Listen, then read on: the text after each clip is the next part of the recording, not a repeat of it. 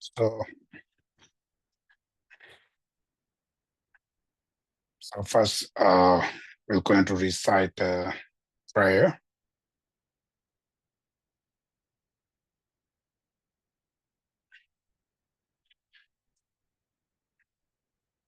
Your body is created from billion perfect factors of goodness. Your speech satisfies the yearning of countless sentient beings. Your mind perceives all objects of knowledge exactly as they are. I bow my head to you, O chief of the Shaka clan. You are the most excellent sons of such peerless teacher. You carry the burden of the enlightened activities of all conquerors. And in countless realms, you engage in selective this aesthetic display of emanations. I pay homage to you, O Maitreya and Manjushri. So difficult to fathom is the mother of all conquerors. You who unravel its context as it is are the jewels of the world. You are held with great fame in all three spheres of the world. I pay homage to you, O Nagarjuna and Asanga. Stemming from these two great charities with excellence, are the two parts of the profound view and the vast conduct. You are the custodian of the treasury of instruction encompassing all essential points of three parts. Without you, I pay homage to you, O Dipankara. You are the eyes to see all the myriad collections of scriptures. To the fortunate ones traveling to freedom, you illuminate the excellent path. You do this through skillful deeds strayed forth by compassion. I pay respectful homage to you, or all my spiritual mentors. I bow down to the mother of the conquerors of the three times, the perfection of wisdom inexpressible by words or thoughts, which is unproduced and unceased like the entity of the sky, the object of the wisdom of unique knowledge. Teyatha kate kate parakate parasamgate puti soha. Teyatha kate kate parakate parasamgate puti soha. Teyatha kate kate parakate parasamgate puti soha. May all negative forces opposed to Dharma be completely pacified. May the host of 80,000 obstacles be satisfied. May we be separate from problems and harmful conditions to Dharma. May all enjoyment be in accord with the Dharma, and may there be auspiciousness and perfect happiness here right now. By the knower of all, here is seeking pacification are lead to peace. By the knower of paths, those benefiting migrating beings accomplish the work of the world. By the perfect possessions of it, the subduer teach the varieties possessing all aspects. To these mothers of the Buddhas, together with the host of hearers and bodhisattvas, homage. He who taught dependent origination, no cessation and no origination, no inhalation and no permanence, no coming and no going, neither different nor same, these through timing of conceptual elaborations, to you who is supreme speaker among all fully enlightened Buddhas, I pay homage.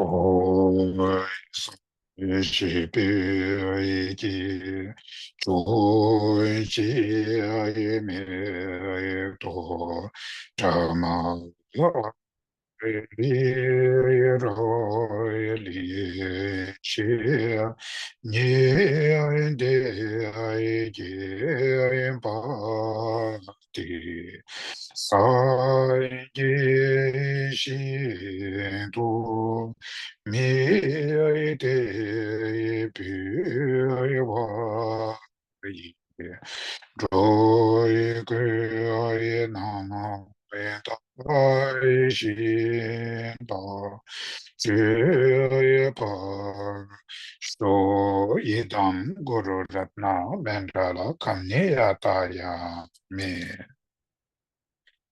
I go for refuge until I'm enlightened to the Buddha, the Dharma, and the Supreme Assembly. By the accumulations I create through teaching to the Dharma, may I become a Buddha in order to benefit all sentient beings. I go for refuge until I'm enlightened to the Buddha, the Dharma, and the Supreme Assembly. By the accumulations I create through teaching to the Dharma, may I become a Buddha in order to benefit all sentient beings. I go for refuge until I am enlightened to the Buddha, the Dharma, and the Supreme Assembly. By the accumulation I create through teaching the Dharma, may I become a Buddha in order to benefit all sentient beings. Enthused by great compassion, you taught the immaculate Dharma to dispel the perverted views. To you, the Buddha Gautam, I make prostrations. Molai ke da lo da ne jin ji to pon da mi ke na ta ro wa kun je ta na chi sam pa tam ji ke to da ji chue ten to san ja song ra kun na ta ye mi ke san ta ba tu be chu ma chu ze we chu me ta ke ze bai se ze shin ni nam la ku be tu.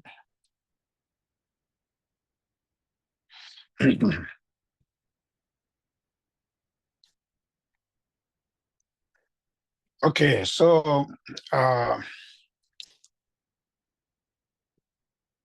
last two class, I really focus on how to generate bodhicitta, right, which is one of the very important subject in this text, is the bodhicitta. So material lineage, Manjushri lineage, we have been quite again and again, these teachings, because till we achieve bodhicitta, we need to practice, right? It is one of these lineage or combine the lineage. So which one's more suit with your mind? But it is important to understanding exactly the purpose of studying bodhicitta is to achieve this realization, right? To achieve that bodhicitta. So that is why we what you call spend like a 2-3 class on that bodhicitta. So after the bodhicitta, now bodhicitta has two: aspiration bodhicitta and engaging bodhicitta.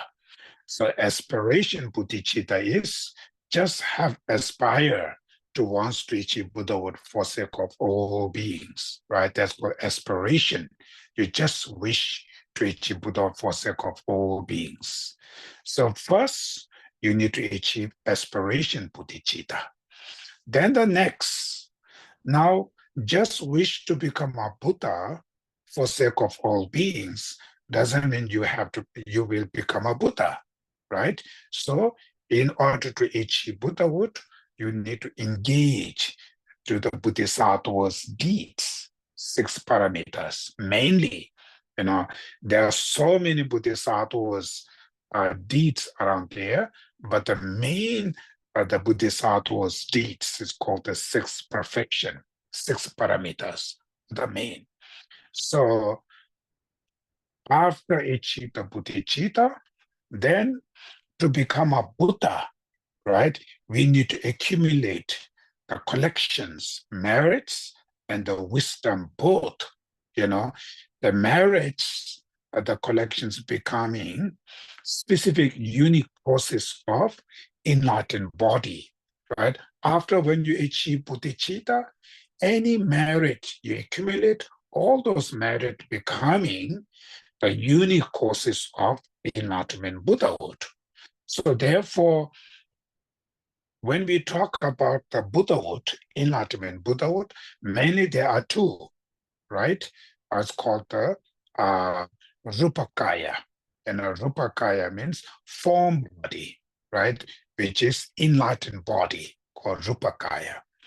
And the next one is another one is called the Dharmakaya, which is truth body, Buddha's mind, enlightened minds. So there are two mainly, right? Right now, as an ordinary body and ordinary mind, finally transform into enlightened body and enlightened mind. So in order to achieve enlightened body, we need to collect it. We need to accumulate merit collections, right? In order to achieve enlightened mind, we need to accumulate wisdom collections, wisdom collections. So the merit, which is like a generosity practice, ethics, giving, bodhicitta, compassion, all the method aspect of the practice are accumulating the collections of merits, right? All the wisdom aspect of the practice, and the wisdom of emptiness, wisdom who are understanding Four Noble Truths, wisdom who are understanding the law of karma, wisdom who cognizing the, what you call, impermanence, wisdom who cognizes the true truths. All those wisdom aspect of the practice is becoming, through this practice, you're accumulating the collection which is called wisdom collections, right? Different types of the virtues. So that becoming specific substantial causes of enlightened mind, right? That's general two different types of the collections. So, but if you go a little bit briefly, in detail, then it comes 6 parameters. So 6 parameters, the first, right? The first parameter is the perfection of generosities, right? The perfection of generosity. So here, stanza 23, Jimba Due Rekon Yishino, Sene Duba Chube Tsunjacho, Mashung Nyingdo Keve Kese Chu, Nyebe Trapa Chuchu Drope Shi, Tetara Shene, Liu Da Long Chu Ki, Yonzo Tangwe Lamsan Kebe Ten, Nijur Nyete Nyamne Tetara Ki, Halte Kejang Tishin Tang Tse Laws, stanza 23 and 24. Giving is the wish-granting jewel that satisfies the wishes of all beings. It's the best weapon to cut the constricting knots of miserlessness. It's an undaunted deeds of the Bodhisattva giving birth to courage. It's the basis to proclaim that's fame throughout all 10 directions. Knowing this, the learned ones see the excellent part of giving away entirely their body, wealth, and virtues. I, a yogi, have practiced in this manner. You who aspire for liberation too should do likewise.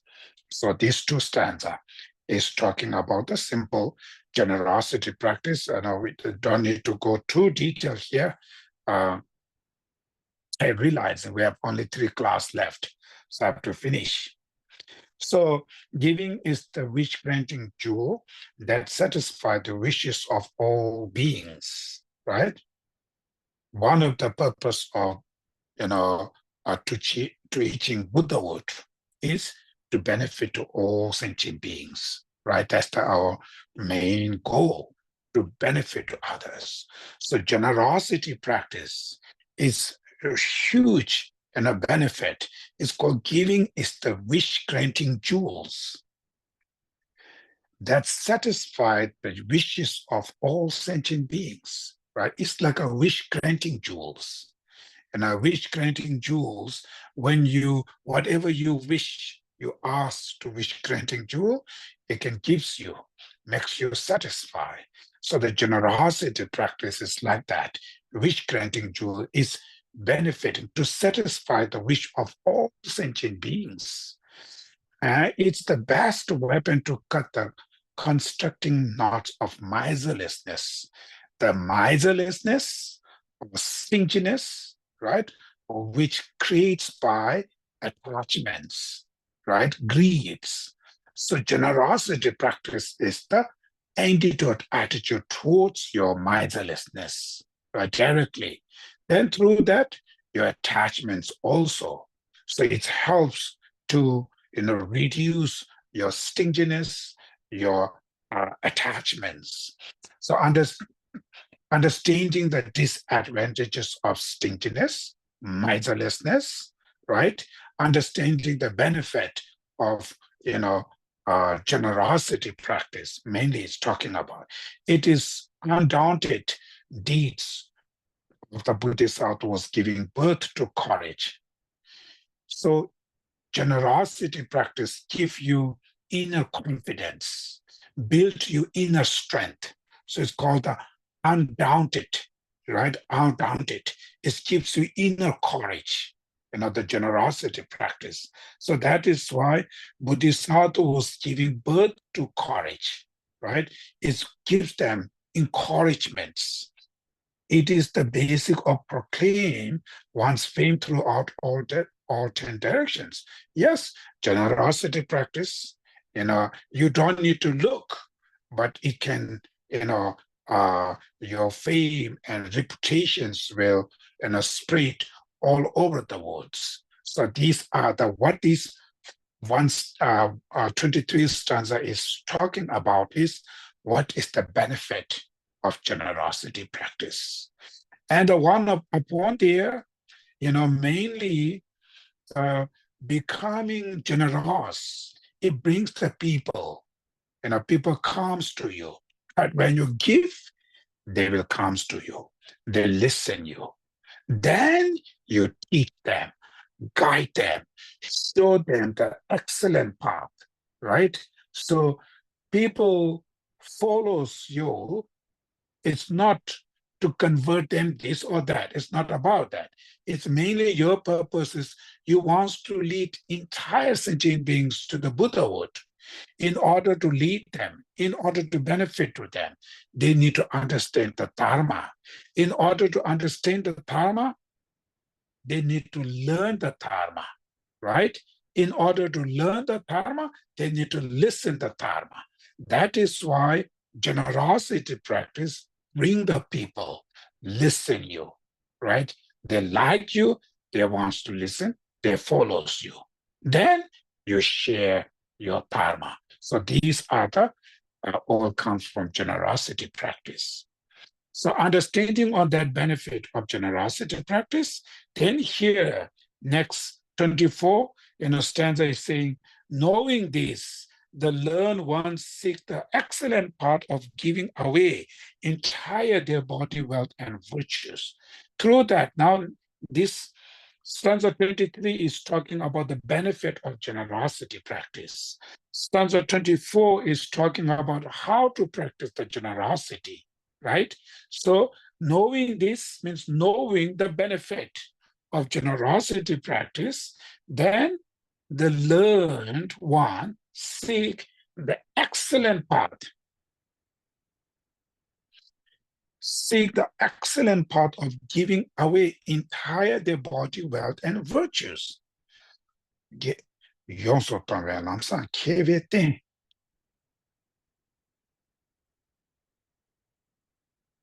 So knowing this, the learned ones seek the excellent part of giving away entire their body, wealth, and virtues. So what they have, those bodhisattvas, they have a body, whatever they have wealth, the kind of the possessions, and their virtues, giving away, to the others.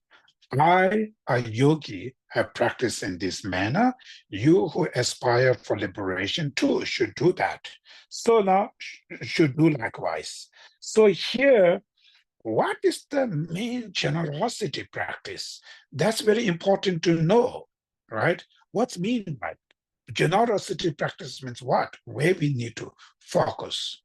Here, Lamrim Chemo, right? Lama Tsongkhapa Lama Tsongkhapa says, hence it is the virtues of generous attitude and the physical and verbal actions which are motivated by this.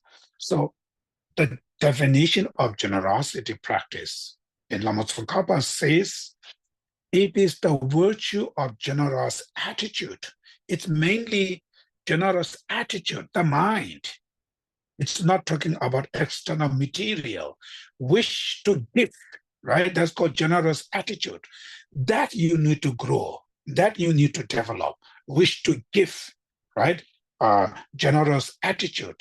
And upon there, the physical and verbal actions which are motivated by this, out of wish to offer, wish to give, and physical and verbal, the whatever your actions you give to the others, and that's called generosity practice, right? Is the mainly we need to focus in the mind, generosity like a mind. Here, I look at in the Shantidevas, right? The guide to Bodhisattva way of life. What did he say? He says, I think it's in the chapter 5. He says, if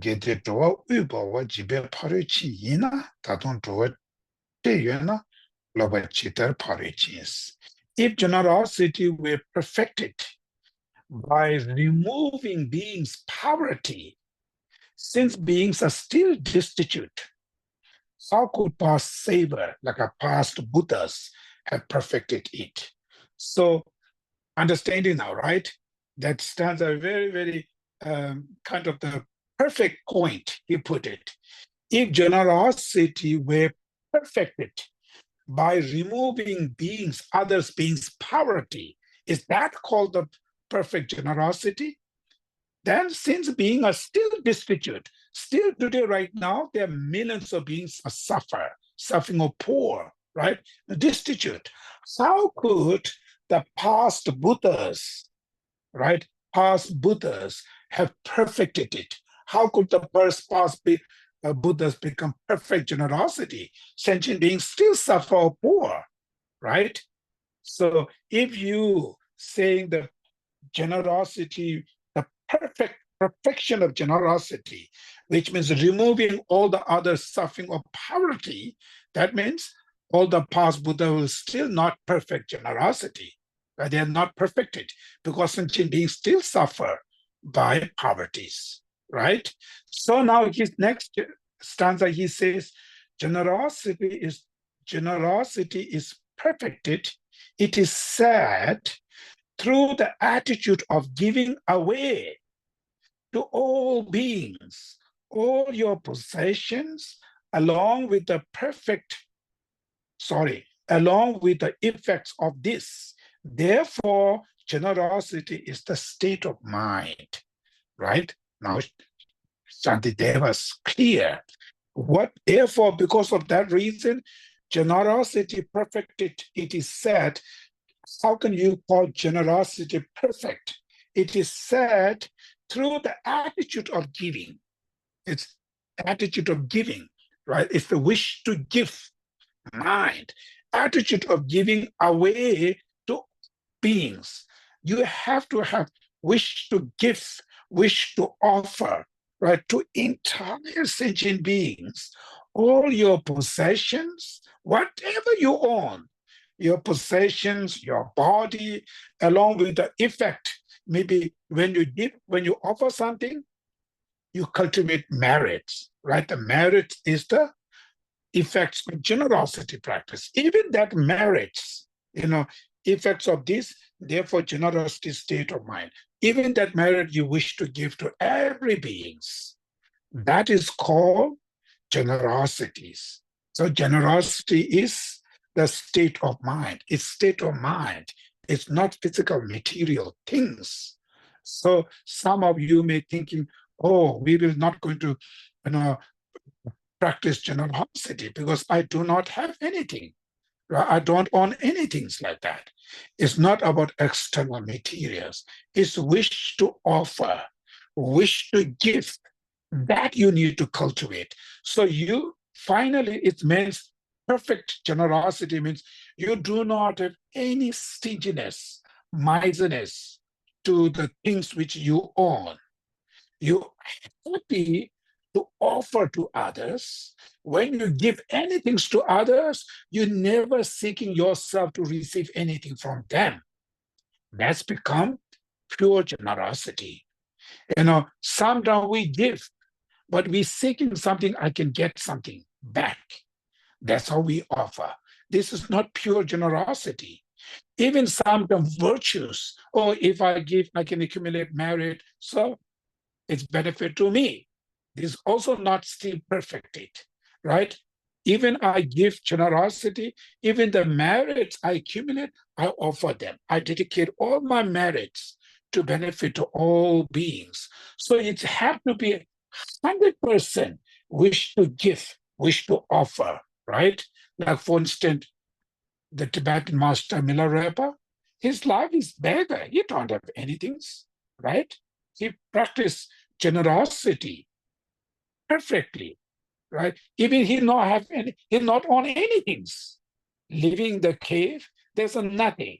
So it's not about physically material, how much you own, right? It's the gift, wish to give, wish to offer, right? That's how, when we're doing practice, we need to meditate all the advantages, the benefit of generosity practice, you know, for individual level, of course, being a generous, you receive right back. Whatever you offer, you receive back. So as a Buddhist Mahayana practitioners, I mentioned, we are planning to achieve Buddhahood.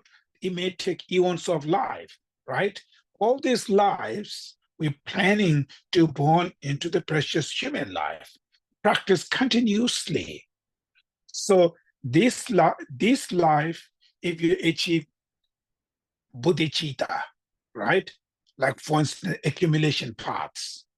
Then next life, preparation path. Somebody did ask this question. I think Jonathan texted me. If maybe question is like that. I don't need to read the question. I have to look it into the email again. So the question looks like that. If they reach anything in this life, next life, you have to do again to practice to achieve this. You don't need, right? If you reach in this life, for instance, when we talk about bodhicitta, Maitreya Buddha divided bodhicitta into, I think, 22 different types of the bodhicitta, right? According to ornament of realization by Maitreya. So the first bodhicitta was called the earth-like bodhicitta, right? Second bodhicitta called bodhicitta like gold. So bodhicitta like earth is the first bodhicitta. It's called unstable bodhicitta. It's still bodhicitta, but it's unstable. Unstable, what that means? Means if you're surrounded by very bad people influence, you may decline this bodhicitta. You may lose that bodhicitta, right? Then you go back, problems. So you practice the next second bodhicitta called bodhicitta like gold. When you achieve bodhicitta like gold, then your bodhicitta becomes stability, stable bodhicitta. It never decline. It never uh, fail, right? It's because gold, wherever you put it, it never turns into the bronze or something, right? You throw it in under the earth or wherever under the ground, wherever you put it, gold remains always gold. So that bodhicitta doesn't matter whoever surrounded you. When you reach second bodhicitta, then that bodhicitta always grow. It's never decline, right? When you talk about the first bodhicitta, when you achieve it, you achieve among the 5 paths, right? Gati Gati, Paragati, Parasamgati, Buddhi, Swa, 5 parts. First, accumulation part. Accumulation part is a 3 subdivisions. Accumulation part small, medium, and great. So the accumulation part small, which is first the bodhicitta like earth. When you achieve accumulation part, the small accumulation part. So that still danger. You can fall down, right? It's earth like bodhicitta. Then you still meditate, even your bodhicitta become very stable, right? It's like bodhicitta like gold. When they turn into bodhicitta like a gold, you second accumulation part called accumulation part mediums, right? The middles. So that level, when you reach it, then it never decline. After you passed away, bodhicitta is still there. So next life, then great bodhicitta, right? Then preparation part, like that. Same. If you achieve first bhumi, and after when you passed away, the next life, you don't need to go. You already have that.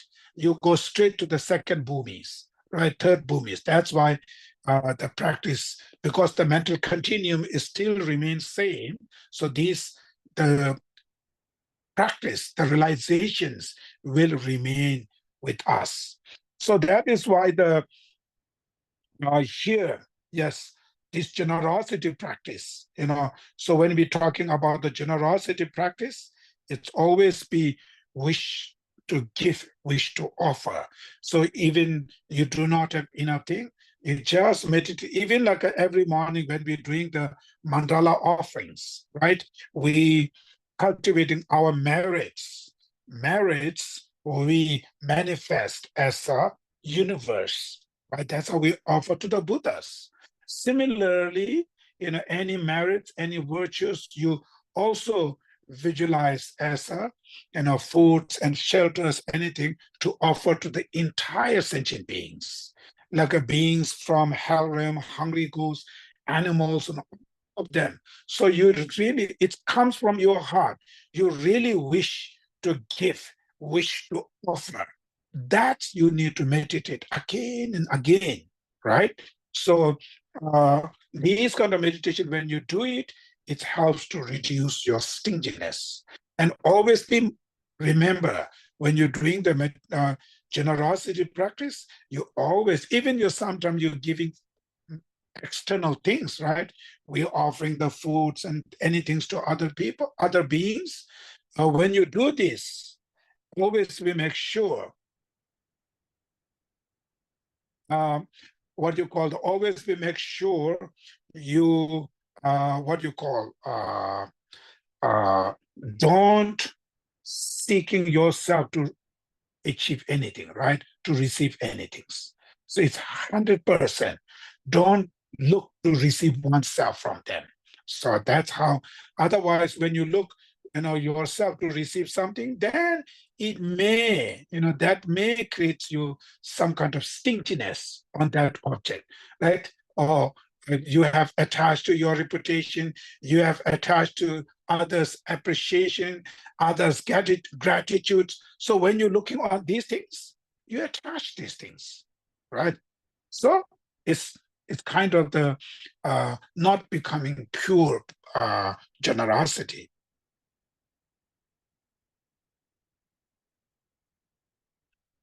Yes, yes. I think you can achieve the bodhicitta without shamatha.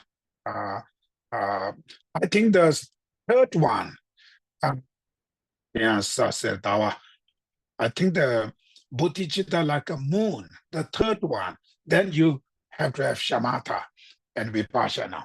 So maybe the gold, maybe not, but when the people achieve the bodhicitta like a gold, then on that moment they achieve gold, then they meditate to try to achieve the shamatha.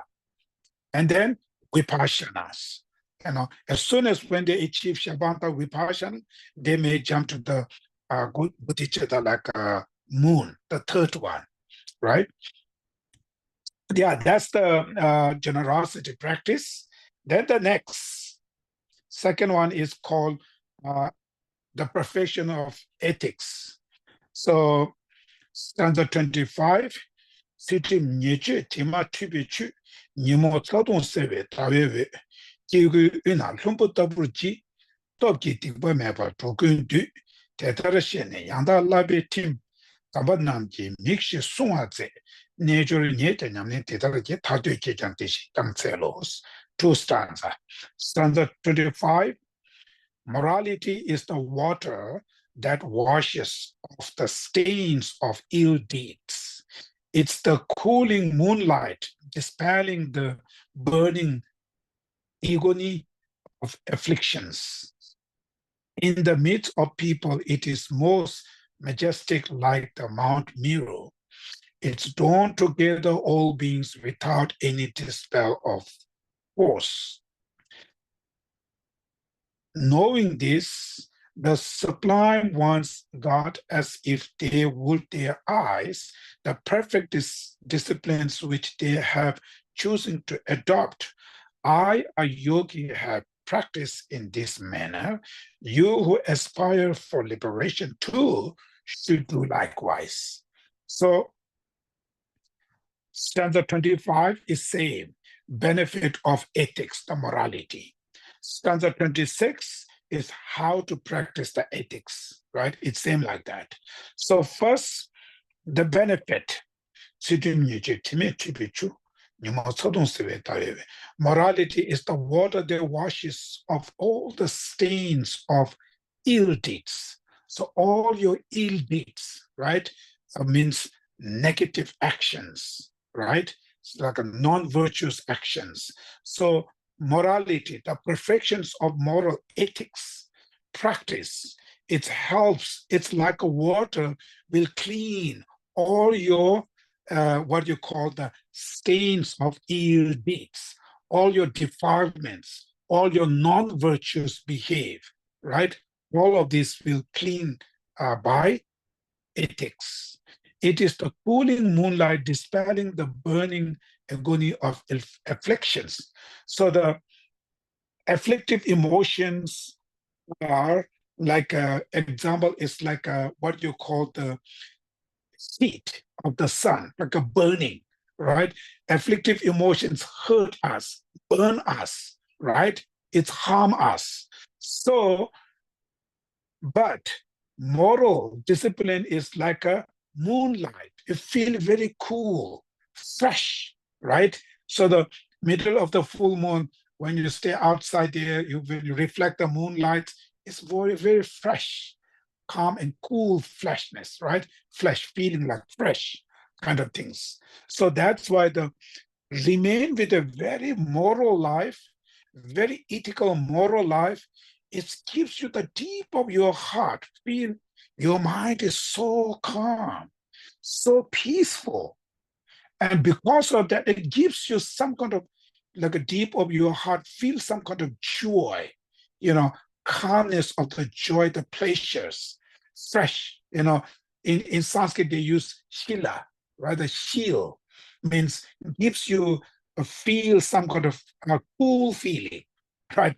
Cool feeling, which is not talking about external cool feeling. It's the mental. And mental, you feel very cool. When you remain very honest, right?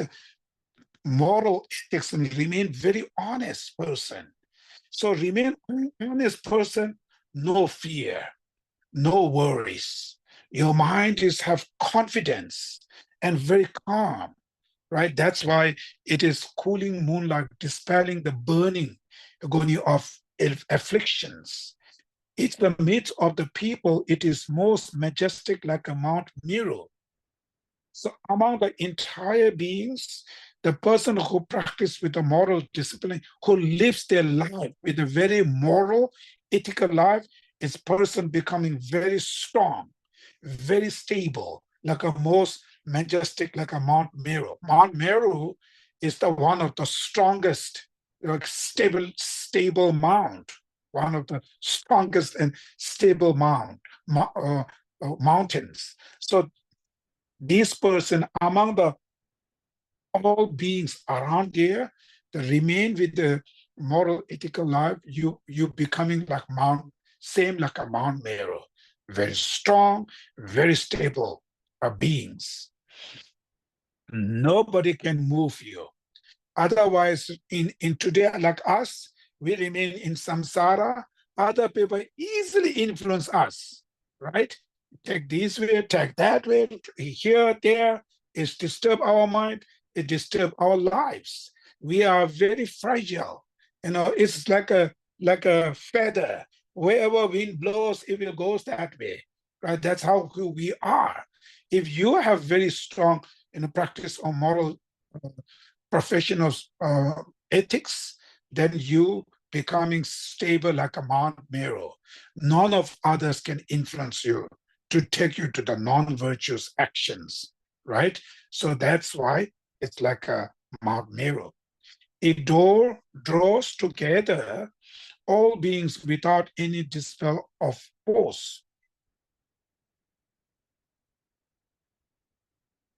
So it draws together all beings without display of force. You don't need to force, you don't need to do any kind of what you call, sometimes to bring the people, and you have to play lots of dramas. Do this way, to bring the people here. Then even not, then you try to use force, force to bring this. So here, if live with a really moral, ethical life, you don't need to do it automatically. It will draw together all beings, rather without any dispel of force, without any dispel of display of force, right? So you can see the person is very likable, very virtuous. Just stay beside them. You can influence some kind of joy and calmness, right? That kind of person, wherever they go, people wants to follow. People wants to, stay with these people. You don't need to do any kind of things. It comes to your side. So that's the power of ethics. Remain with the ethics, moral life. So that's why it draws together all beings without any dispel of force. So the main thing the morality, the practice helps, to overcome all the misdeeds, all the non-virtuous actions, right? The persons remain very virtuous. It helps to bring everybody. When the person is very non-violent, very peaceful person, even animals wants to stay beside them, right? In general, it is saying the person who really follow very good ethics, moral, they have a smell, very good smells. You don't need to put this today, what you call the perfumes. They already have naturally, they have a kind of smells. These are not just saying, it's real. One of my teacher who passed away in North India. So, and after when he passed away, my brother and some of the monks, they live in those North India. I was not there. I'm already here, I think, that time. So they're saying after he passed away, rooms of very nice smell. It never smelled before. So it's the smell goes to all over his house, everywhere, spread that smell. So somebody was thinking first, one of his attender monks maybe sprayed something. So they asked to them. He said, no, he did. Of course, they never keep any kind of perfume in the home. So it's that smells. They all shock. And everybody, whoever comes in there, they smell that. They keep his body for a few days because he was staying on the clear light stage of the meditation. So that smells They say it's one, they never ever smelled before like that. So that kind of, smells they have remain with already moral ethics after they passed away, that kind of smells. And then what you call the um, remain with a very ethical, like a moral disciplines, so other harmful beings, whoever, cannot able to harms them. That power of the ethics, the moral, and the moral ethics can protect that person from any harmful beings. So it's not a lot of beneficial. Then mainly one of the beneficial is in order to achieve higher rebirth, right? The fundamental causes of higher rebirth is ethics, perfection of ethics. Nagarjuna's the engaging to the middle way, very clear here talking about that, right? Even Buddha's his own word. So when we're starting in the long rim, right, it's the one of the important is the causes of lower realms is 10 non-virtuous actions, right? Non-virtuous actions are the causes of lower realms. So ethics means for preventing those non-virtues, right? So moral ethics is specific, unique causes of higher rebirths. So when we talk about ethics, for the beginner, general, all the Buddhists, at least the moral ethics means avoiding 10 non-virtuous actions, right?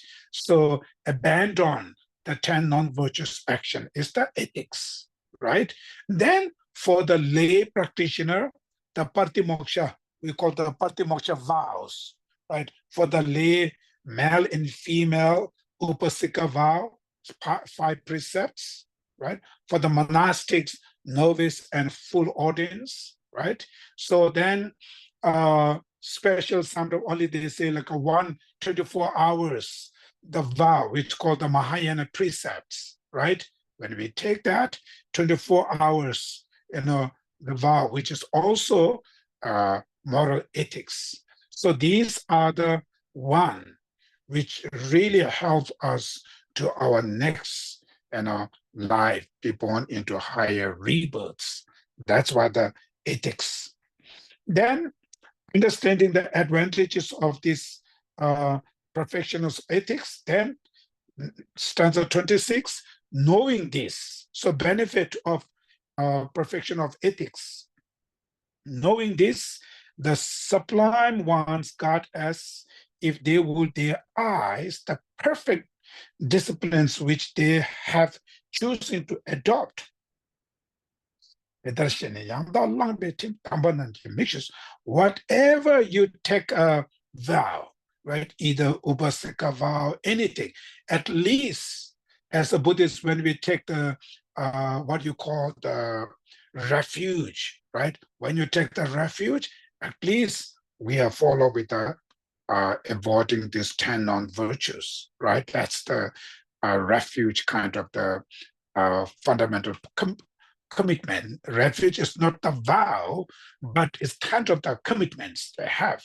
So that's why he's saying the perfect discipline in which they have chosen to adopt. So any precept, that you take it, you should protect your precept like guard as if they would their eyes. How much you protect your eyes, right? You do not want to harm to your eyes. That type, same like you should protect your, what you call the precepts when you take a vows. So perfect discipline which they keep choosing to adopt. I, a yogi, have practiced in this manner. You who aspire liberation too should do likewise. So the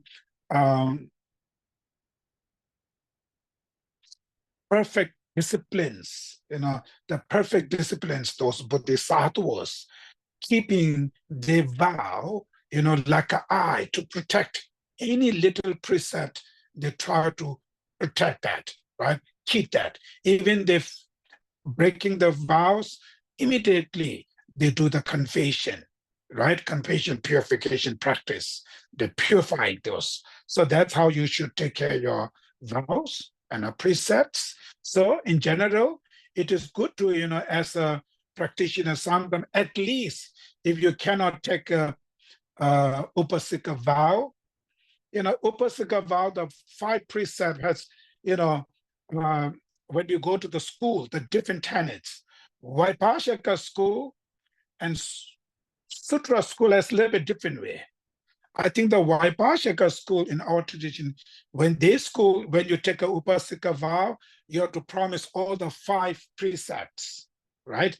5 precepts.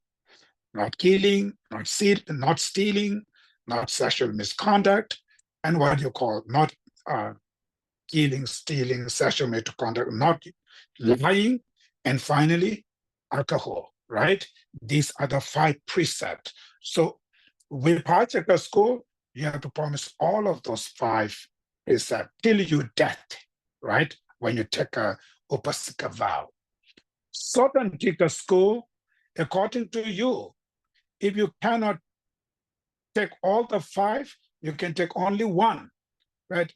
Still from today to till death, I will never ever going to kill any human beings, right? Killing here mainly the human beings, right? Then till, from today to till death, I will not going to steal. Or maybe you can take 1 precept of the Upasika, 2 precept, 3, 4, all 5, according to, how much you can able to do. So the Southern Tika school is a little bit have opened more, so much easier for the peoples. And then within the Upasika school, 5 precepts when you take, one is called sexual misconduct, right? Sexual misconduct is as a husband, not physical relationship with another wife. As a wife, not physical relationship with another husband, right? That social misconduct. But certain Upasika vow, even they take not sex, like a monk, not sex. You can take like that way, much stronger one. It's according to how much you. But if you take a vow in precept, you promise, then each time, each minute, you're accumulating merit. That's the differences. You not kill all day, of course, good. You're promising, I will not going to kill anything. Then you stay each time because you're promised. That's called the vow, commitments, accumulating merits. Each time when you're not killing, you're accumulating merits. It's huge differences. Having vow and precept, not having between these two, huge differences. But at the same time, having vow that when you kill, in general, ordinary people, when they kill certain portion of negative karma, the non-virtuous, the people who take a vow, when they kill it, huge, big non-virtuous karmas, right? Negative side also huge, big. So positive side also huge benefit, same time negative side also huge danger. So that is why I have to carefully. But it is good, at least if you cannot take these things, Mahayana precepts. It's very powerful, very effective, very important. Mahayana precept. It's only 24 hours, right? But the different Mahayana precept special beneficial is Mahayana precept we take out of bodhicitta intention. Upasika vow, novice, and as a monastic, full novice ordained, all of these vows are what you call out of renunciation. You take that. Even there is one of the lowest vow. It's called 8 precept of the paramita vows, which is Mahayana precept, and they are very similar. Precepts are completely same, but the Mahayana precept, you're taking those out of bodhicitta, but the lowest vow, which 8 precept of the lowest vow, you're taking that precept out of renunciation. It's the intention is differences. That is why, as a lay practitioner who already have Upasika vow, you're not allowed to take that 8 precepts of the lowest parameter tradition, the vow, because the Upasika vow is higher than that. So you don't allow that. But you can allow Mahayana precepts. The precepts are the same because of the intention is bodhicitta, which is higher than renunciation. That's why it's allowed for the monks and nuns, full audience. We also take Mahayana precepts, right? 8 precept is general. You already have these 8 precepts when you take a monastic vows, but you're taking this out of bodhicitta intention. That's why it is higher. Therefore, the monastics are allowed to take. So Mahayana precept is very good if the practitioners specific, Sakadawa, in this the month, right? Today is the 2nd. So this 2nd of this Sakadawa, this is the month. Most of the Buddha's most important his, kind of the spiritual, the ceremony or deeds, it's in this month he done, right? He become a monk in this month. He born in this month, become a monk in this month, become enlightened beings, achieve enlightenment in this month, right? He dispelled all the maras in this month. Finally, his what they call paranirvana, right? Passing away in this month. Most of important his, lives, what you call the Buddha's deeds he done in this month. So this month is very, very special. Therefore, if you take a Mahayana precepts, every day, huge, huge benefit. But you have to understand those 8, the precepts. You have to know that, and you have to strictly follow with these 8 precepts. Okay, so then, this is the beneficial and how to practice moral ethics. Now here, what mean by real moral ethics, right? Ethical discipline, what that really means. Lama Tsongkhapa says in the Lamrim Chemo, he says, what ethical discipline is? Ethical discipline is an attitude of abstention that turns your mind away from harming others and from the source of such harms. That's how we should understand. These practices are all mental. It's not about only physical. He is saying ethical discipline is an attitude of abstention that turns your mind away from harming others, right? Mainly, it's abstention, abandon to harming to others. The mind, the attitude, right? The mind, the attitude of abstention, right? Abstention that turns your mind away from harming others. That's called moral discipline, right? Ethical disciplines, that means. So mainly avoiding, the mind, the attitude of avoiding harming others. Always remain that. That's called ethical life. So therefore, understanding as soon as when you harm to any beings, that's called non-virtuous actions, right? Non-virtuous actions result your next life, put it into the one of the 3 lower ribs, right? And there are many results. When you go to the Lamrim Chomo, there's 10 non-virtuous actions. Each action has variety types of the result, right?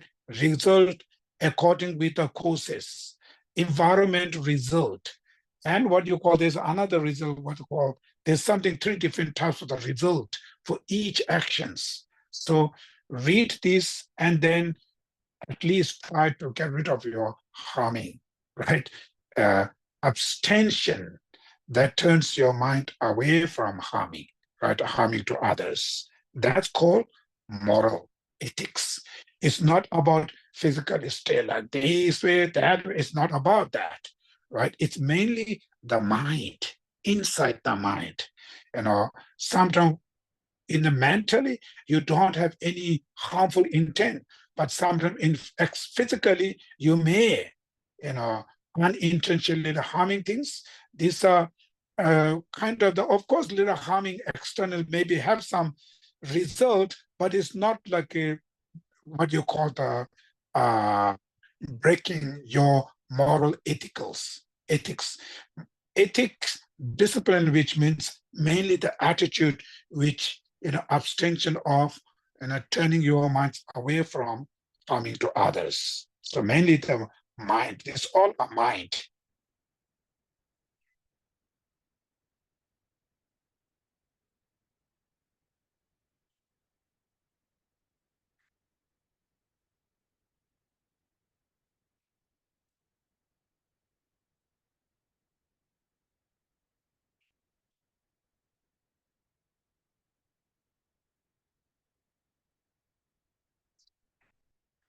Also, the Shanti Deva says, the guide of Bodhisattva way of life.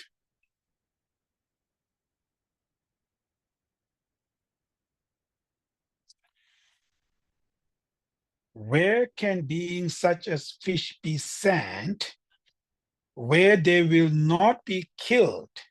So it is said that by attaining an attitude of abstention, your perfect ethical disciplines. What that means, nyala subakanshitu teda su mijuwa des. So where can beings such as fish be sent where they will not be killed? It's very difficult, right? Where you release the fish, they're they're going to kill it.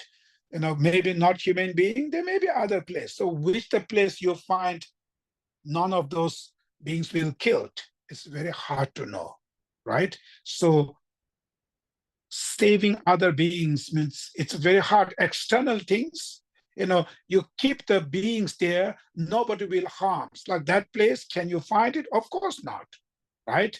Can harms everywhere.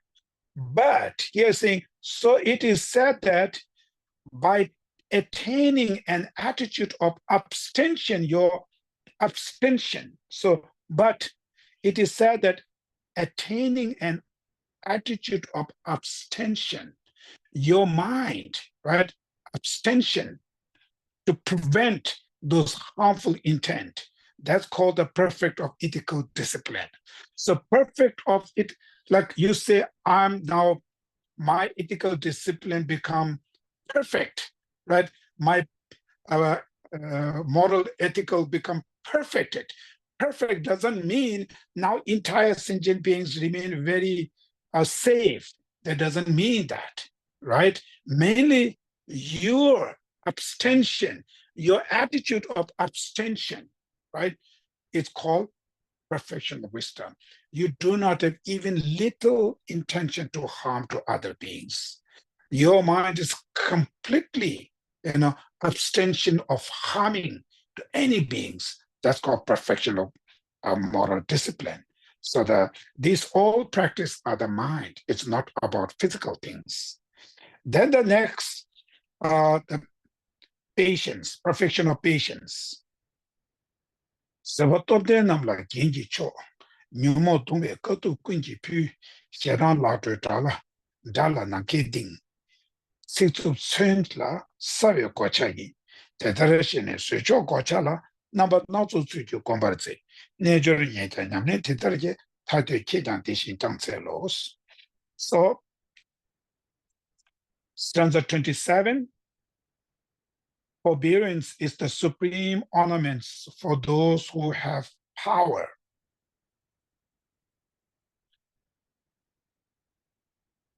So forbearance, patience, right, is the supreme ornaments for those who have power.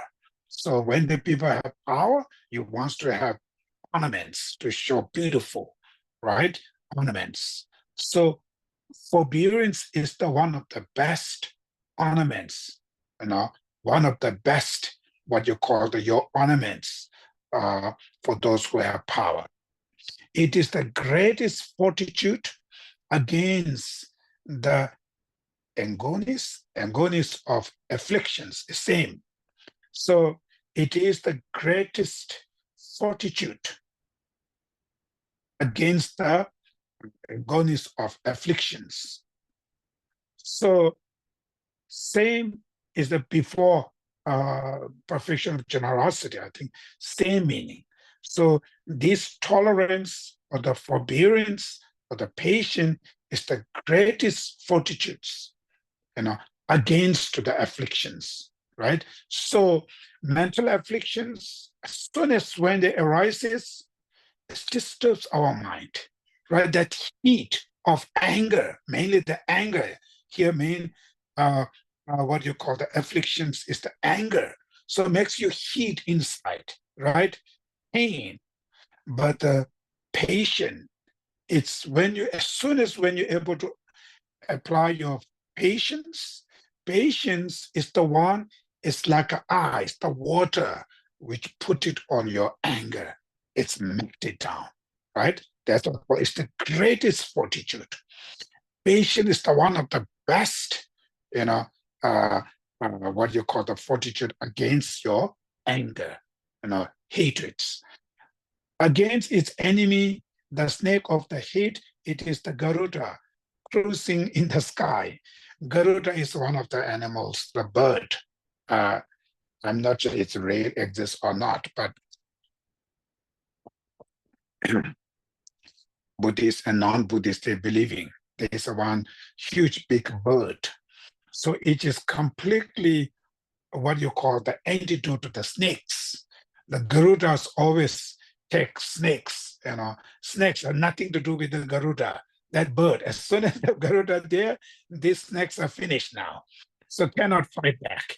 So it's called against the enemy of snake. Snake is like an example of anger, right? Against snake is like kind of angry. So that's why it's called against its enemy, the snakes of hate. It is Garuda cruising in the sky. So it's like a patient, it's like a Garuda.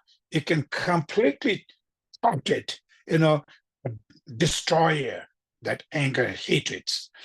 Against the weapon of harsh words, it's the strongest armors. So against the weapon of harsh words, right? All those harsh words, it's strongest armors. So when you have patience, it's like a armors, protect all those behaves, right? All those behavior, you put it there. So same, somebody when they use very harsh word, if you wear the armor of the patience, those words cannot harm you, cannot hit you. Like you put the protection there. So when you have that patience, forgiveness, forbearance there, so even somebody use harsh word, it will not hurt you, able to hurt you. So it's like a protection, armor. Therefore, understanding of benefit. This is very little benefit. Best thing is you can read it, the patient chapter, right? In the Shantidevas, chapter number 6, very detailed and very good. So read this. I think it's really, really powerful. It helps you very much. Knowing this means understanding the benefit of the patients. Knowing this, we should habituate ourselves with the armor of excellent forbearance by possible means. So we should always be habituated, right? Habituate. So practice, use it, make familiarize with this practice. And the armors of excellent forbearance by all possible means. So you meditate the patient is not just simple one, variety way. So the armors of excellent forbearance by all possible means, the variety types of the meditation. So that's why I say in chapter 6, when you look at, there are so many ways how to cultivate patience and forbearance for this situation, for that situation, for this, for that, variety way, right? To practice the patience. So I, a yogi, have practiced in this manner. You who aspire for liberation too should do likewise. So Lama Tsongkhapa himself practice in this manner. You who really wants to achieve enlightenment Buddhahood, aspire the liberation too should do likewise.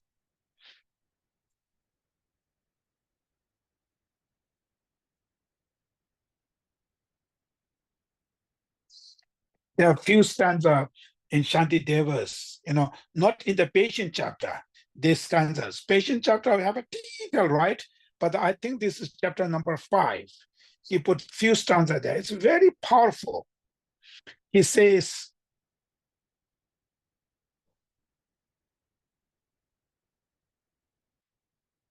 undisciplined persons are as limitless as space.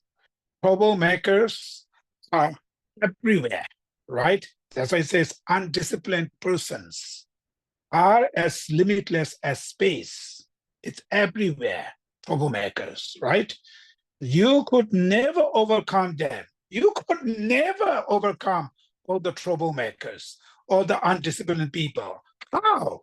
It's impossible. In the past, thousands of Buddhas came in this planet, right? These troublemakers still remain here, right?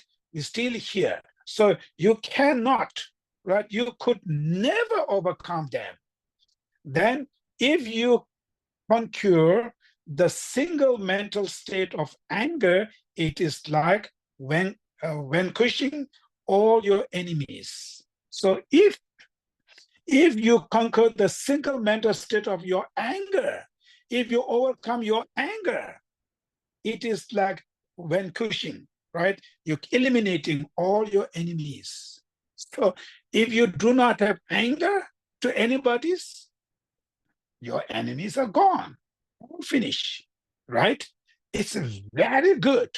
It's what they're talking is we human beings have completely different idea. We always fight something there, right? We're doing everything for out there.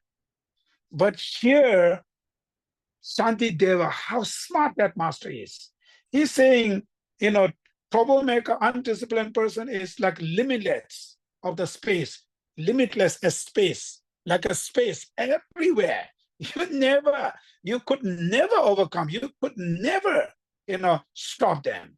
Rather, you stop your anger, all your enemies, right? Your victories, no enemy at all.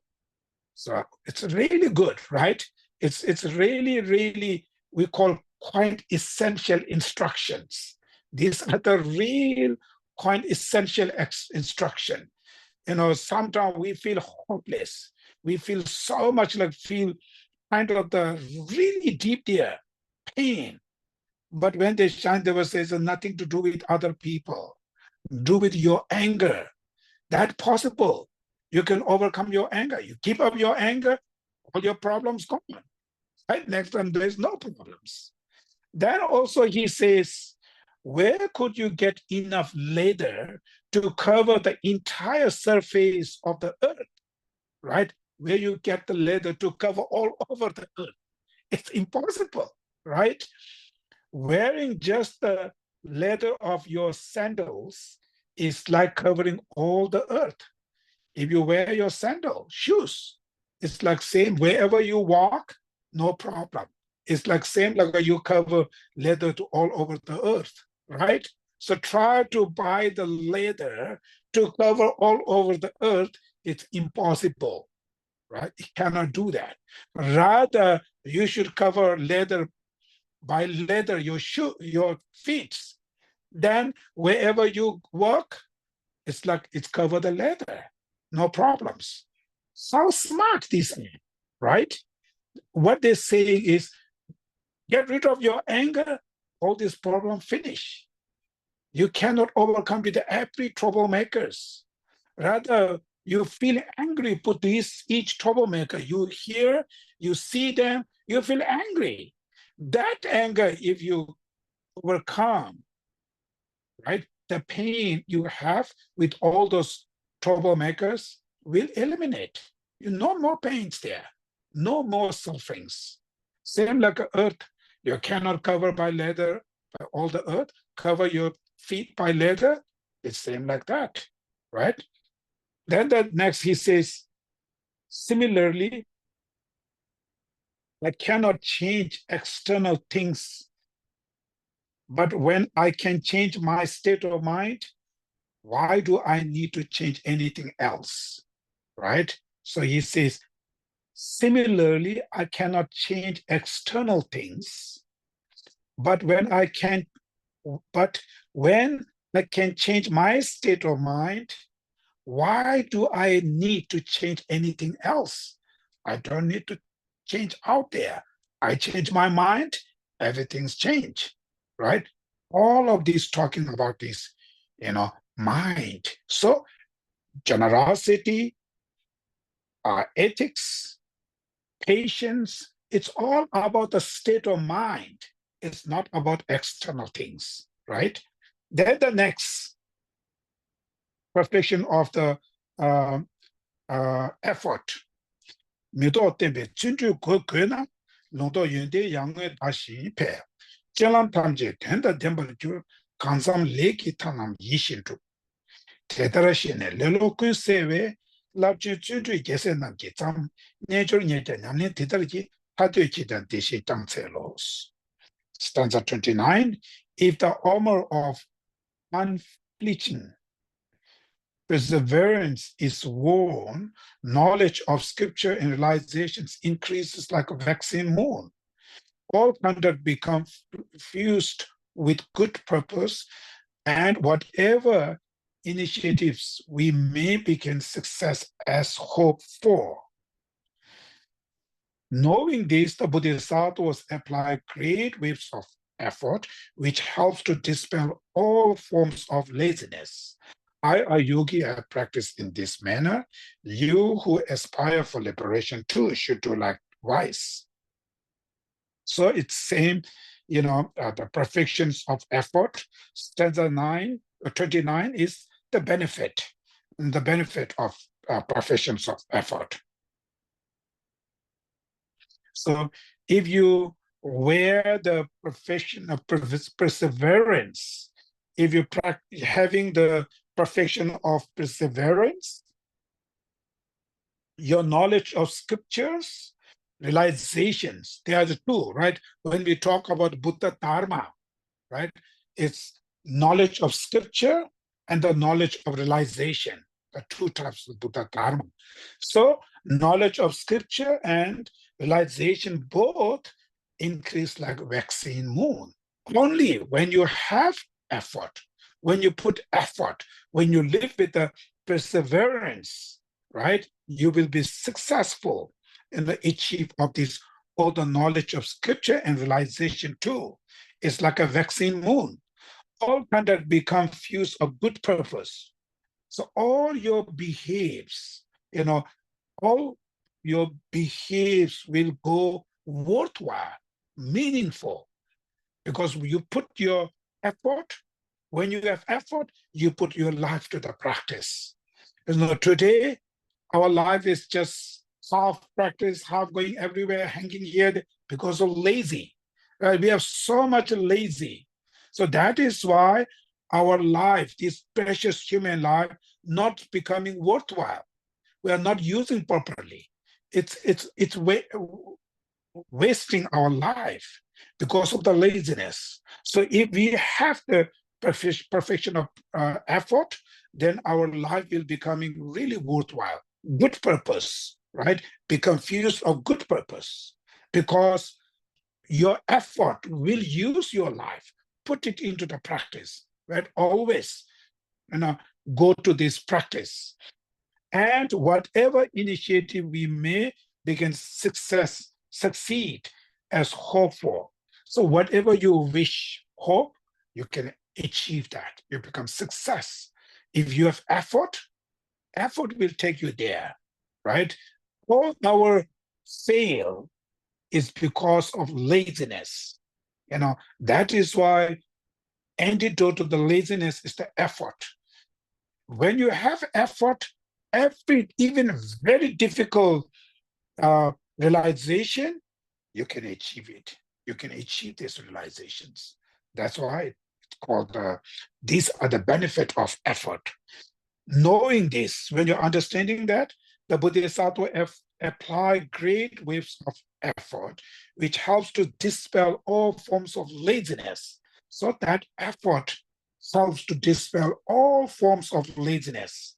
We have variety kind of the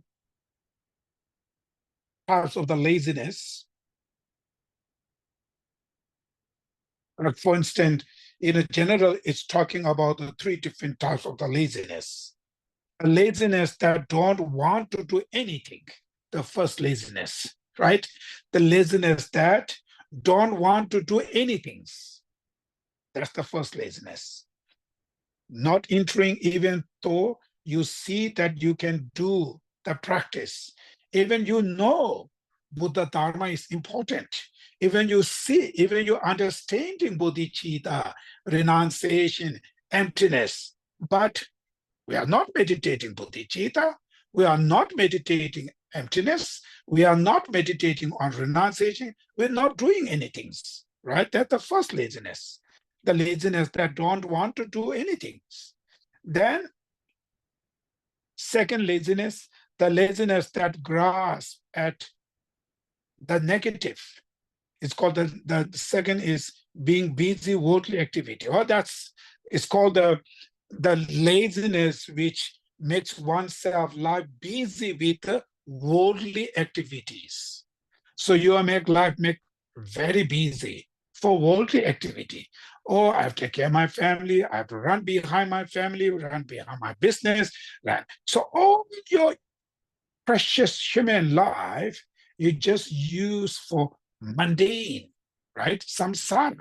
That's the majorities, right? When we look at how much you use your life for dharma, very little. It's all about samsara. That's called the laziness. It's called the laziness of that grasp at the negative side, right? Which grasp on the negative, samsara. Cannot do this. Then the third laziness, the laziness that put oneself down, thinking I cannot do this after having become discouraged. So the third type of laziness is called discouragement. This is called the laziness of discouragement. Sometimes you say, oh, we cannot do it. We have family, we have business, we have so and so things, so we cannot do. You guys do, the monks, nuns, or somebody. You guys can do. We cannot do. It's impossible. So laziness of discouragement. You keep everything excuse for you. Don't do this. Don't do that. So all of this laziness makes our life fail. So we don't achieve even renunciation, not achieving compassion, bodhicitta, none of any realization. Not achieving that. Why? Because of laziness, right? That's the only reason. And laziness, one thing is you do not want to do, even this is important. Second thing is you have no time to do because you put all your time for mundane things. So first I need to go with my business, my family, my this, my that. So all your precious time you use for the mundane, for the negative, samsara things. Then, of course, then third, then say, oh, I cannot do this, I have that, blah, blah, blah, all kind of things. So, that's quite often in some of our students here, oh, Geshe-la, today I cannot do practice because I have to do blah, blah, blah. All this actually is laziness. I know this comes from laziness. They're using excuse for me. I know, but just leave them. If they're not knowing, they will suffer, right? Coming them doesn't mean I will go to achieve bodhicitta. Then, if you guys coming there, if I achieve bodhicitta, then I have to force you. Please come, I will give you money. That's nothing, right? The deep up there is your own laziness. And you use everything excuse for you. Everything, even small things. I have to go there. That's all. It's not a big deal. But I have to go there, therefore I cannot come. Then you use that excuse. Oh, I cannot. All of these are nothing. It's just laziness, right? Point is, this precious human life, in the Lamrim, we study, we meditate, precious. Understanding that precious, mainly we generating the desire, wish to take full advantages of the love this will give you. Wish to take full advantages. Wish to take full advantages doesn't mean I'm going to use this my life for make rich, to become a very rich person, to become a famous, to become a celebrity, right? To become a powerful. This all part of samsara. That means suffering of change. You use your life for suffering, right? Because not understanding suffering of change properly, so you use your life for sufferings. So all of this problem is not understanding properly. Therefore, here, understanding on these things, then you put your effort really, I'm going to use my life for really, kind of the worthwhile, meaningfuls, right? That's come from effort. So here, what is really effort here says, Shantideva says, what is joy is perseverance. It is delight in virtue, right? So what's meant by joyful effort? Means it is delight in virtues. Feel so much joy for the practice, for the virtues. So if you don't feel joy for the practice, the dharma, you feel joy for the picnic, what do you call this, party, right? Joyful for the parties, for the picnics, for going here, there,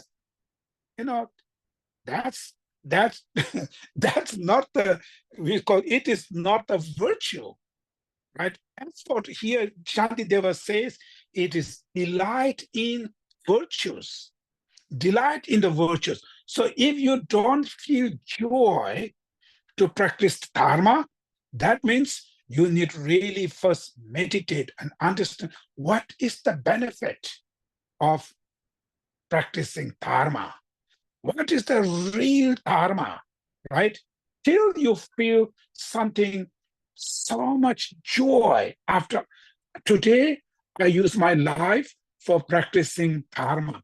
So listening dharma, study dharma, and meditate today. So you feel so much joy like that. That's good. That's called perseverance, right? So, today I practice. I'm so tired now. So it's kind of the tired feeling. I can dance for hours, not tired, still very enjoying, right? That's how we should understand. So finally, all of this today, first perfection of generosity, it's also mind, right? Part of your mental attitude, wish to give, right? Wish to offer without seeking something, receive oneself, anything, right? Just fully wish to offer. We learn that. Then perfection of ethics, right? Perfection of ethics is also the mind, abstention, the mental attitude, the abstention of any harming to others, right? Avoiding harming to others, like a mind, right? Wish to stay away, wish to what you call free from harming to any beings. That's called perfection of ethics, right? Ethics mainly. Then patience, right? Patience is also like Omer, to try to stay away. General, the patience, there are three. Patience of not retaliation, someone who harms you, right? Patience of willingly enduring sufferings. Then patience of understanding the dharmas. right? So all of this is the mental things, mental state. Then effort, I mentioned earlier, feel delight to the virtues, right? So you're feeling happy, delight in virtues. So that called perseverance. So these are the four perfection. Then next class we'll try to finish perfection of concentration and wisdom, right?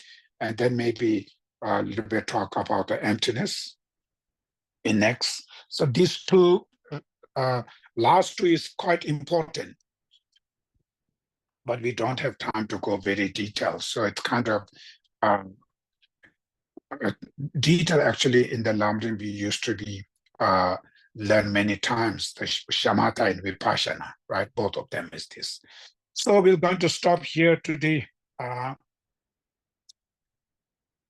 Where are we? Are here, stanza 31. Okay, so any questions? We keep just five minutes. Okay, first I have to give you what you call the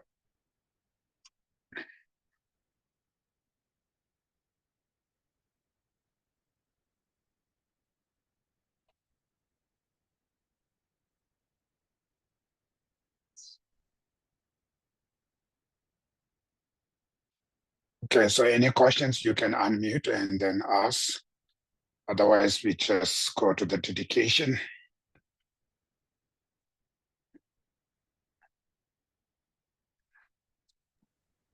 Geshe-la. Mm-hmm. Sorry for disturbing you during your teachings with a question in the chat, sorry. But at which point exactly we would need to achieve shamatha to proceed in the path? At which point of the five Shamatha. paths? Yeah. Shamatha, actually, shamatha is, even non-practitioner, non-Buddhist can achieve shamatha. So, it's not go with a specific 5 parts, because Right. this practice, you can, before achieve bodhicitta, you can have shamatha. Right. Some of the master even before renunciation, they can achieve shamatha. So it's individual's decision. But for the Mahayana part, I think the accumulation, the big, among 3 subdivision, accumulation, small, medium, and great. When you achieve the accumulation great, you have to have shamatha. Okay. And vipassana both. Before that, you have to have. But specific when, it's depend on practitioner. Some during the accumulation small, some medium, some before, before you can have shamatha. So it's actually the shamatha is common practice of Buddhists and non-Buddhists both. But it's not necessary to achieve bodhicitta in this case. The No. goat-like bodhicitta. It's not necessary. No. Okay. No. Thank you. Same also wisdom of emptiness. The emptiness is also, some bodhisattvas achieve emptiness before achieve bodhicitta.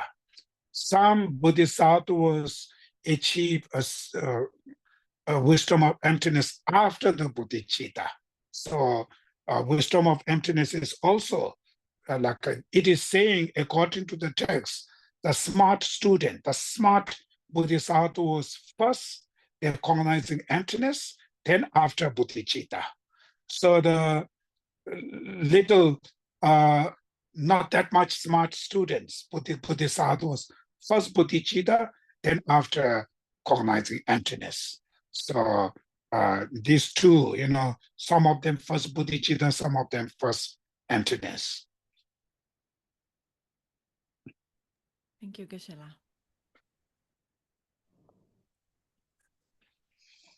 May I ask a question, please? Yes, go ahead. Thank you, Geshe-la. In the commitment of taking refuge in the Arya Sangha, how do we actually take refuge in the Arya Sangha? Is it through offerings? Is it... Arya Sanghas mainly, take refuge, the Arya Sangha, which means we are seeing them like Arya Sanghas, which means the supreme beings, right? The beings who at least achieve seeing path among the 5 paths, right? Accumulation, preparation, seeing path, meditation, no more learning. When you reach the seeing path, then you become, it's called Arya beings. Arya beings means supreme beings. The supreme being, what that really means, that means when you reach the seeing path, you're cognizing emptiness directly, right? You're perceiving emptiness directly. Before that, not. Only whoever cognizes emptiness inferential, is conceptually cognizing, not directly. Only when you reach the seeing path. So when the person achieves seeing path, their mind of ego grasping, they still have, but it's really powerless because that person seeing emptiness directly. So it's kind of quite strong, powerful to control the destructive emotions, because the main mind of ego grasping becomes so weak because it's wisdom of emptiness, who directly cognizing emptiness. Therefore, they behave, they practice, everything's become so powerful. So these people, it's like if you're seeing them as your friend, like Dharma influence, they can influence Dharma very easily in a way of their lifestyle, whatever they talk, whatever this, like they are like your inspiration. They are like your role model. Even they do have anger, attachments. They're still circling in samsara like you. They're still circling in samsara, but they have that realization, which wisdom of emptiness directly. Therefore, they behave, they practice. It's really influenced you. So when we take refuge to Arya Sangha, means seeing them as dharma companion. They are like your role model. You're seeing them as your inspiration, your dharma influence. So that kind of relationship, right? That kind of what you call relying on them as like that, that's called take refuge from Sangha. Because sometimes from the Buddha and Sangha is kind of more influence you. Like same as a teacher, in the monastery we have teacher, so we take class from my teacher for 1 hour, 2 hours. But the most of the time I learn with our classmates. Among our classmates, some of them are very good understanding. So you learn so much from them. And your classmates, when they're very good, they can influence you, study, practice, go to the class, kind of things. So they are like your Dharma friends, always inspiring, because your teacher just give you teaching, explain, that's all. But around you, these are the one who supports you and take you together like that. Sanghas, the Arya beings, the same circling in samsara like you. They do have sufferings, they do have destructive emotions, but they practice, their confidence on realizations are so deep. That's why they influence you. Therefore, we seeing them as our inspiration, right? That kind of reliable. You rely, that's called take refuge to the Sanghas. So today we don't see the real Sangha, but we can see like that Arya beings are still circle like us. So that's, but we mainly Sangha communities in general called monastics, right? The monastics are their physical appearance, everything's kind of gives us message of Dharma, right? That's how we, what you call, respect to the monastics as same as the Sanghas, right? Because they are the image of the Sangha, right? So it's your mind. How should you take it?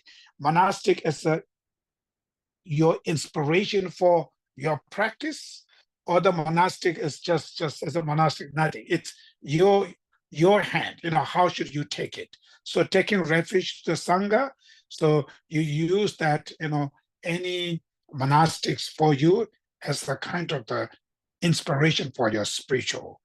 That's how you look at, and then beneficial.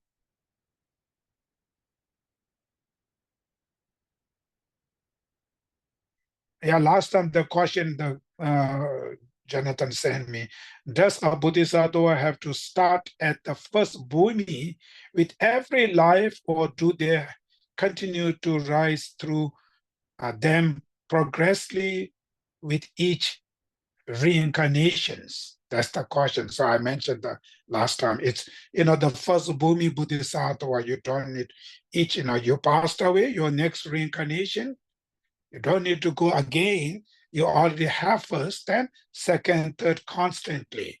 Like even they take many lives to achieve finally Buddhahood, but each realization you achieve, it's already there. You go next. So it's kind of more beneficial. But achieve Buddhahood, it's take quite a long time, but at least even to achieve renunciation can huge benefit. Even just having renunciation helps you to overcome suffering of lower realms. Always be engaging with the great masters, always be surrounded with the dharmas is getting better and better and better. So even still samsara, still sentient beings, even just having renunciation, even having the proper refuge can also, one of the benefits of the refuge is prevent to born into three lower realms, right? That's the refuge, one of the benefit. So even refuge, like even small practice can huge benefit. That's why sometimes we say, to become a Buddha is so long. Sometimes we feel discouragements, right? But just even having refuge practice can huge, beneficial. So it's take you better and better and better, higher. It's never falling down. It's getting better and better. If you sincerely have refuge, then renunciation, slowly compassion, bodhicitta, right? Higher. Then even first bhumi, second bhumi is when you reach that, then most of the suffering, the ordinary suffering that they have is not for them. They don't have these things. Right? The mental mind has become so strong. So that's why we should think about that and encourage and try to achievement. The most important part is, it's realization. So not just visualization, not just think about the merits, and put to your, what you call planting the seed. Not only that, planting seed is important, but at the same time, you really need to focus to achievement of each of these realization. In this life, what kind of realization you can achieve it, right? Put it some effort. When you enter even little door inside their achievement, that will huge benefit for next, right? So that's why not only think about to accumulate merits, these are good. Not only that, also you should think about something achievement. Before, when I'm going to lose my body, something I have with me. I take something with me. And that realization will fight to all the other problems, right? You have that, what you call armor, the realizations protect you. So that's how we should think and focus on also achievement. That's important. Okay, so we're going to stop here now. And just reminding you, this is in Sakadawa. So it's mainly one of the best, the months in this year, right? In each year. So this is one of the most auspicious, the month.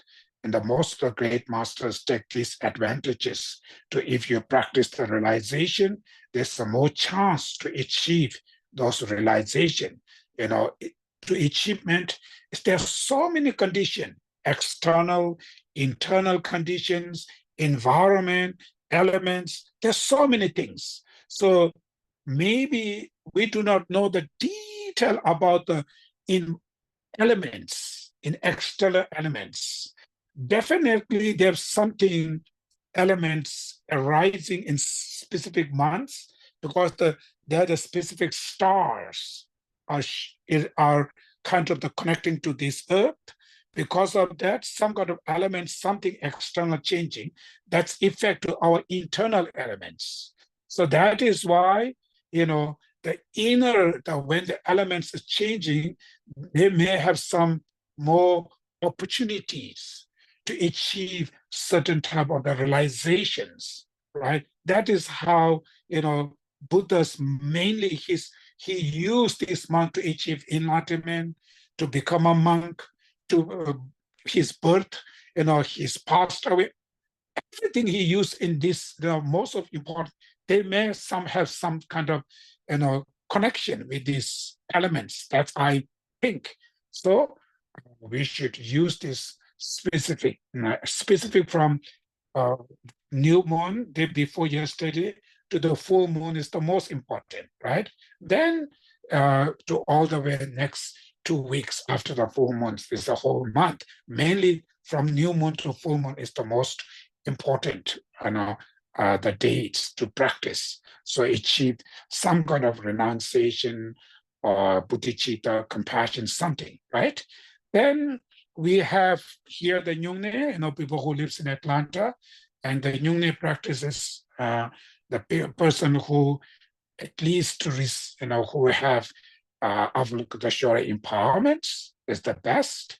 Even you don't have the Avalokiteshvara empowerment, but if you have any Anuyoga Tantra's empowerments, Vajrayogini, Guhya Samocha, Yamantaka, any others, you're allowed, to do this practice. And the Nyungne is the practice very powerful. It is scripture, it is saying, one spare Nyungne, means one day you take a Mahayana precept, you eat, right? Breakfast and lunch. After that, no dinner. Then next day, no eating, no drinking, nothing. That's called a spare.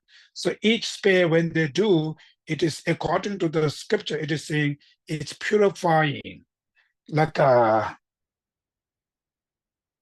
40,000, eons of life, that karmas, rather the karma, which is 40,000 eons of the life, you accumulate karma, will purify by this, the practice according to the text. It's very powerful. This practice not easy. Many people have, physical, mentally also difficult, and not allowed to keeping mute, right? Not silent. It's actually cleansing the negative karma which we accumulate in the past, like a specific, the negative karma which are causes of animals, right? Those negative karmas actually purify. Silent. Not eating, drinking, and next day is helping us to purify the negative karma which is causes of hungry ghosts. Purified. 40,000 eons of life of negative karmas purifying. Then during the Nyungne, we have physical struggle, challenge, mental challenge, lots of these things. So those pain we have, actually each of those pains, it's ripening the karma which are the causes of self-realm beings, right? It's ripening in that way. So therefore, these 3 different things we're doing is actually purifying huge amounts of negative karma, which are causes of 3 lower realms. But some situations, some practitioner may have some health issues, or some cannot, stay without food and waters. And sometimes they say, oh, do we have allowed to do or not? You can, even you cannot skip the foods, but taking every morning we have to take Mahayana precept. Therefore, supper, skip. After the lunch, not allowed to eat. You can drink of water and tea, but not eat, right? But for the health issue, even next day, if you cannot skip the food, you can eat breakfast and lunch, but supper you need to skip, right? for the health issues. The main skipping food, and these are not the main practice. These are called branches. The main practice here is emptiness and bodhicitta. That's the main. So out of emptiness, you self-generating become a Buddha of compassion, right? Yourself. So through wisdom of emptiness, then you're visualizing the mandala, the Buddha of compassion's palace. So, and then inviting, offering, you make special connection with Buddha of compassion and Amitabhas. So this Nyungne practice is not only helping to cleansing the non-virtuous karmas, it's also huge kind of the virtuous merit. You make special connection to the Buddha of compassion and Buddha Amitabha with yourself. Amitabha is the Buddha which is specific for the Bhattu realms. It's kind of huge beneficial, the Amitabha Buddha. That's kind of special responsibility to help to the people, try to take it to the higher rebirths. And usually we call Amitabha Pure Lands, and there are many other things there.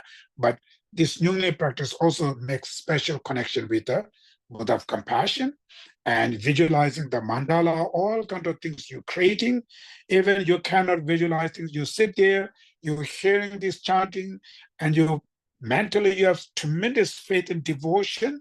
Then these things, the merit you accumulate in the future, you can see the real Buddha of compassion's palace and receiving teaching directly from the Buddha of compassion. So all of this beneficial, when you do this Nyungne practice, and this Nyungne is specific for the Bhikshuni Lakshmi tradition. The Lakshmi is one of the Indian female master, a great practitioner. So through her, this practice comes. So the lineage come from there, and specific the text we're going to do.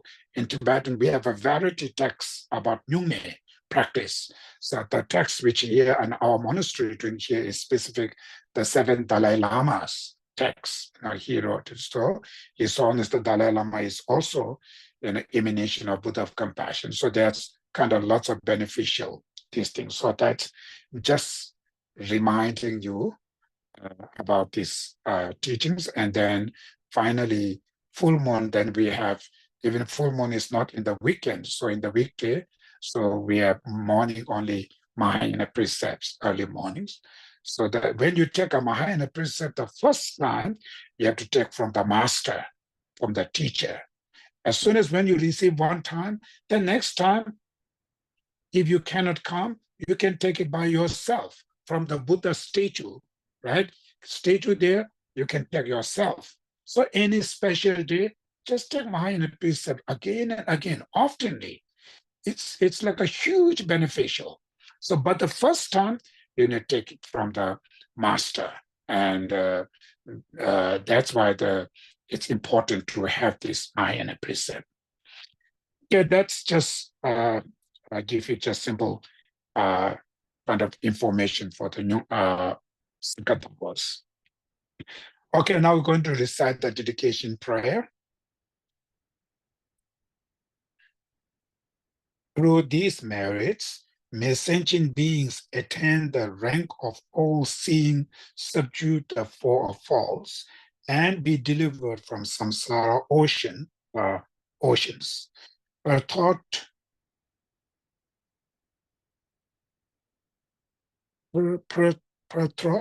by the waves of aging, sickness, and death. Samsara and nirvana lack even an atom of true existence, while the cause and effect and dependent arising are infallible. I seek your blessing to discern the import of Nagarjuna's thought that these two are complementary and not contradictory.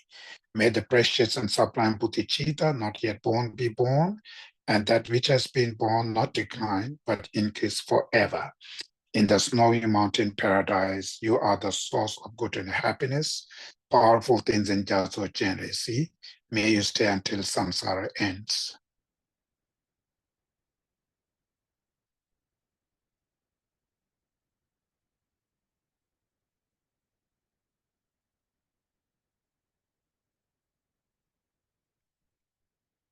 Oh, okay. Then also the Nyungne, the first day we have allowed to eat the lunch. So this time, one of our students, she's doing the sponsor for the lunch. Who comes, you don't need to prepare the lunch. One of the struggle is sometimes in the morning you do Nyungne, then during the lunch break, it's very hard to find the what you call the restaurant because of the this is action tantra. We're not allowed to eat, of course, vegetarian upon there, not garlic, onions, and all kind of eggs and all kind of things. Sometimes it's hard. So in this time, there's somebody offering the lunch here who are participating here. So just remind you so you don't need to think about your lunch. Okay, thank you. Have a good night. Thank you. Thank you. Thank you, Geshe-la. Thank you, Yeshua. Good night. Thank you. Good night. Thank you. Thank you, Thank you, Geshe-la. Geshe-la. Thank you. Thank you. Night. Thank you. Thank you.